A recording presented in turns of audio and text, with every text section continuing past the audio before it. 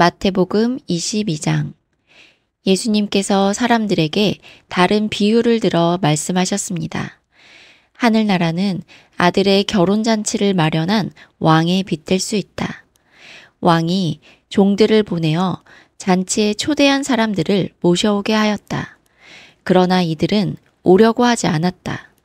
그러자 왕은 다시 다른 종들을 보내며 말했다. 초대받은 사람들에게 잔치가 준비되었다고 말해라.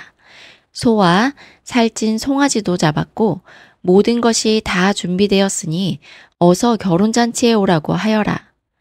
그러나 사람들은 종들의 말을 듣지 않고 제 갈 길로 갔다.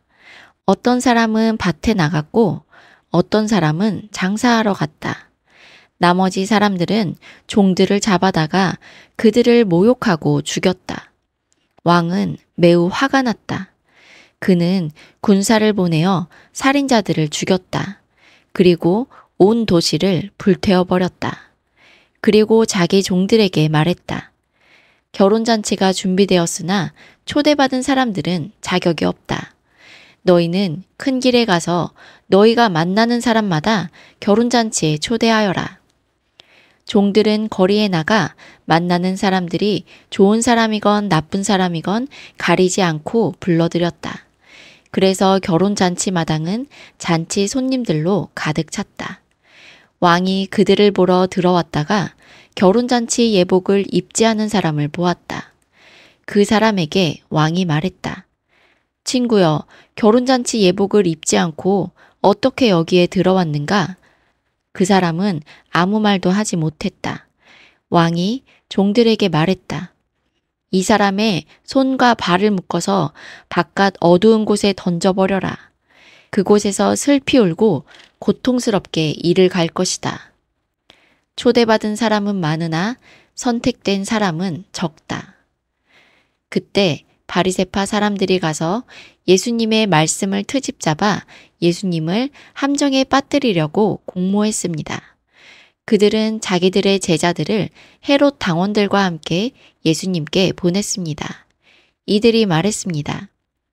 선생님, 우리는 선생님이 진실한 분이며 하나님의 길을 올바르게 가르치시며 사람의 얼굴을 보지 않으시므로 아무에게도 치우치지 않으신다고 생각합니다. 선생님이 생각하시는 것을 우리에게 말씀해 주십시오. 가이사에게 세금을 바치는 것이 옳습니까? 옳지 않습니까? 예수님께서는 이 사람들의 악한 생각을 아셨습니다. 그래서 말씀하셨습니다. 너희 위선자들아, 왜 나를 시험하느냐? 세금으로 내는 돈을 내게 보여라. 사람들이 은돈 1데나리온을 예수님께 보여드렸습니다. 예수님께서 물으셨습니다. 이것은 누구의 얼굴이고 누구라고 쓰여 있느냐? 사람들이 대답했습니다. 가이사의 것입니다. 그러자 예수님께서 그들에게 말씀하셨습니다. 가이사의 것은 가이사에게 주어라. 그리고 하나님의 것은 하나님께 바쳐라. 사람들이 예수님의 말씀을 듣고 놀랐습니다. 그리고 예수님께로부터 떠나갔습니다. 같은 날 부활이 없다고 말하는 사두개파 사람 몇 명이 예수님께 나와 질문했습니다. 선생님, 모세는 남자가 아들이 없이 죽으면 그 동생이 형수와 결혼해서 형을 대신하여 아들을 낳아주어야 한다라고 했습니다. 우리 가운데 7 형제가 있었습니다. 첫째가 결혼했지만 아들을 낳지 못하고 죽어 아내를 자기 동생에게 남겨놓았습니다. 그런데 둘째도 셋째도 그리고 7째까지 첫째와 똑같이 되었습니다.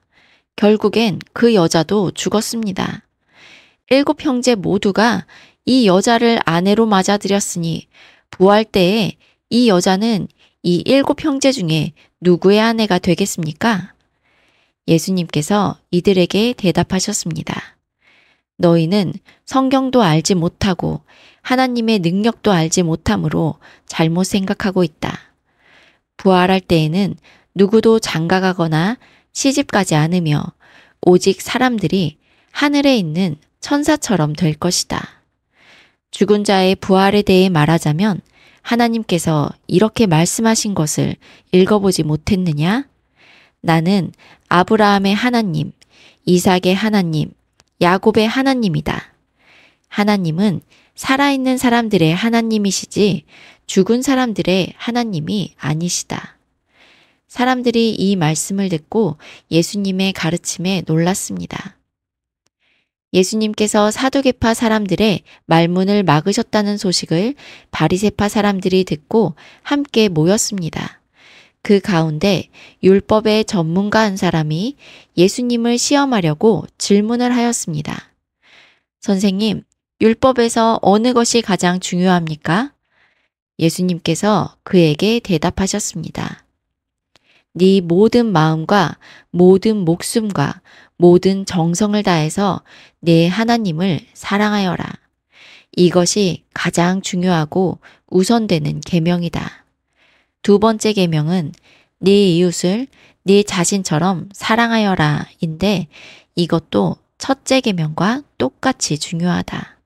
모든 율법과 예언자들의 말씀이 이 두 계명에서 나온 것이다. 바리새파 사람들이 함께 모여 있을 때 예수님께서 그들에게 질문하셨습니다. 너희는 그리스도에 대해서 어떻게 생각하느냐? 그가 누구의 자손이냐? 바리새파 사람들이 대답했습니다. 다윗의 자손입니다. 그러자 예수님께서 그들에게 말씀하셨습니다. 그러면 다윗이 성령의 감동을 받아 어찌 그리스도를 주님이라고 불렀겠느냐? 그는 여호와께서 내 주님에게 말씀하셨습니다. 내가 네 원수를 네 발 아래 굴복시킬 때까지 너는 내 오른쪽에 앉아 있어라 하고 말하였다. 다윗이 이처럼 그리스도를 주님이라고 불렀는데 어떻게 그리스도가 다윗의 자손이 되느냐? 아무도 예수님께 한마디도 대답하지 못했습니다. 그 이후로 아무도 예수님께 감히 질문을 하려고 하지 않았습니다.